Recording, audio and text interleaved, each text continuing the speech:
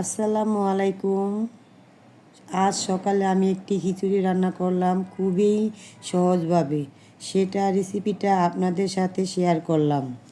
এখানে চাল 1 কেজি, ডাল আধা কেজি, আলু কুচি 6-7টা বড় সাইজের, 4টা পেঁয়াজ কুচি, 4টা রসুন কুচি, 10-12টা কাঁচামরিচ ফালি করে নিলাম।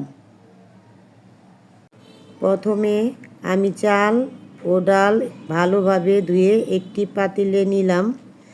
তারপর আলু কুচি দিলাম, পেঁয়াজ কুচি দিলাম, রসুন কুচি দিলাম, তার সাথে কাঁচামরিচ কুচি দিলাম।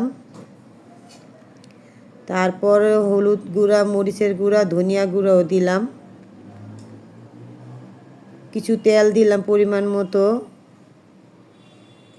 স্বাদ মতন লবণও দিলাম। সব কিছু একসাথে মাখিয়ে নিলাম।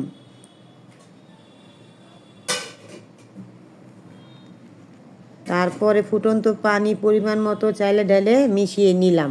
এরপর পাতিলটা ঢাকা দিয়ে দিলাম এবং চুলার জাল প্রথমে বাড়িয়ে আনলাম। বলক আনার পর চুলার জাল মিডিয়াম আঁচে রাখলাম।